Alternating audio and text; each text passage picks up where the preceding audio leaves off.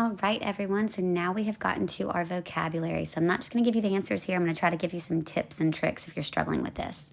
We did post a Quizlet for you that you can practice these definitions with. So if that's something you struggled with on the quiz, make sure that you're reviewing those and practicing those. Flashcards are also great, but I'm going to give you some things to look for.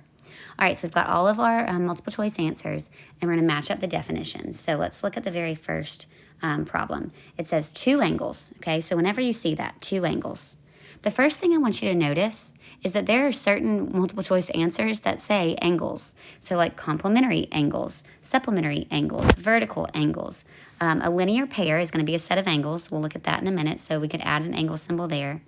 But bisect, unless it says bisect an angle, that has nothing to do with angles. Midpoint has to do with a segment. But let's just kind of talk about the ones that are angles. Well, adjacent angles, that has angles written into it. Angle bisector obviously has the word angle in it. Congruent segments, we know that that's not it. Congruent angles, that has the word angles in it. So those are like kind of the ones I'm looking at. So we have two angles, not just one, but two. They share a common vertex and a side, but no common interior points. So let's draw that out. So we have two angles, two different angles. Angle 1 and angle 2. They share a common vertex and a side, but no common interior points, meaning that any points that are on the inside of 1 live in 1's yard, any points that are on the inside of 2 live in 2's yard, but we're going to treat this ray that they share like a property line. So I think of this like neighbors. I think of this like drawing houses. Angle 1 has a lot they built a house on. They are next door neighbors on the same side of the street as angle 2. They share a property line. And so what do we call those angles that are next door to each other? Well, complementary is when they add up to 90, so it's not that. We don't know that necessarily. Supplementary is when they add up to 180.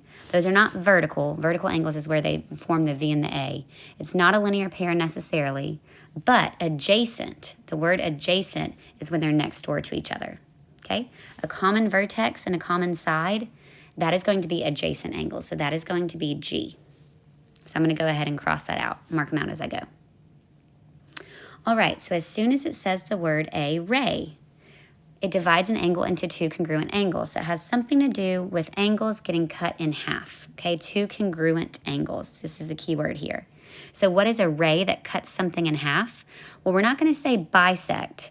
You can bisect multiple things, not just angles. But I know that an angle bisector is going to cut it in half. So if I have an angle, let's just say that I had a 80-degree angle. When you bisect it, it's a ray that goes through it and cuts that 80 in half to be 40 degrees and 40 degrees. So it cuts those in half. What is that thing called? That is called an angle bisector. So that is going to be H. So I'm going to mark them off as I go. All right, again, two angles. So they're using that angle word again. Two angles whose measures have a sum of 90. Well, whenever they have a certain sum, so like down here, two angles whose measures have a sum of 180. There's only two of them we learned about. One has a sum of 90, one has a sum of 180. Complementary is going to be the ones that have a sum of 90.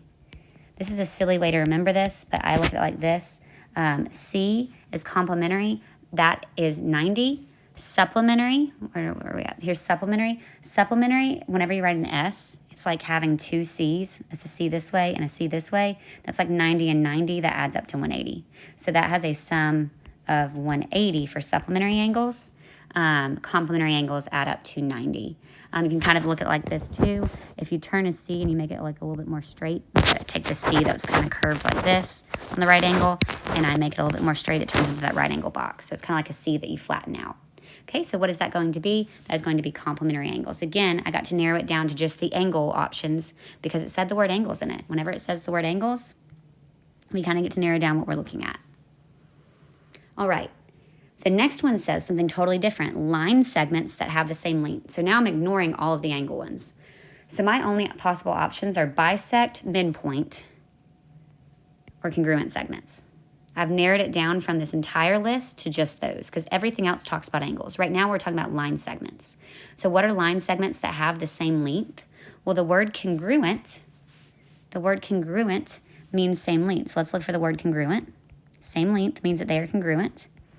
And so line segments that have the same length, if you have two different line segments that are the same length, I can even draw them separately if I need to. Two line segments that are the same length are going to be considered congruent segments. So I found that word segments line segments, that's there too, that is going to be I. So I'm narrowing this down just by process of elimination and paying attention to the words that they give me. All right, two angles that have the same measure. So again, they choose the word angles. So I'm narrowed down to the ones that say the word angles on them. So we have crossed this one out. Congruent segments, we use that one. Complementary, we use that one as well. All right, two angles that have the same measure. So again, these are going to be congruent, but instead of these being congruent segments, two angles that have the same measure are going to be congruent, and those are going to be called congruent angles. Okay, congruent angles, J. So we have congruent segments and then congruent angles. All right, now this one's a little bit harder. Again, we go back to the word angles. Two adjacent and supplementary angles. So two things. They're both adjacent and supplementary whose non-common sides form a line. Okay, so their non-common sides are going to form a line. And then the side that they share is going to be adjacent. And then those angles become supplementary. So what is this called when we do that?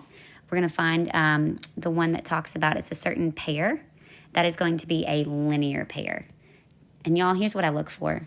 Two angles that are adjacent and form a line, that is a line pair, a linear pair. So that's going to be F. So that kind of helps you find that as well. All right, what is the point? Well, the only thing I have left that says point in it is midpoint. So what is the point that divides a segment into two congruent segments? That is going to be considered your midpoint. If I have this segment AB, the midpoint is going to be the dead center middle that cuts it in half. So that is going to be midpoint. It's the only one that says point on it. That is the middle point. Okay, the point that divides it into two congruent segments, that is called a midpoint. All right, two angles who have a sum of 180. We've already found that from earlier. That is going to be supplementary angles.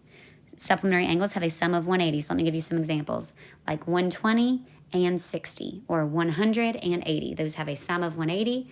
Whenever they sum to 90, they're complementary. Whenever they sum to 180, they're supplementary.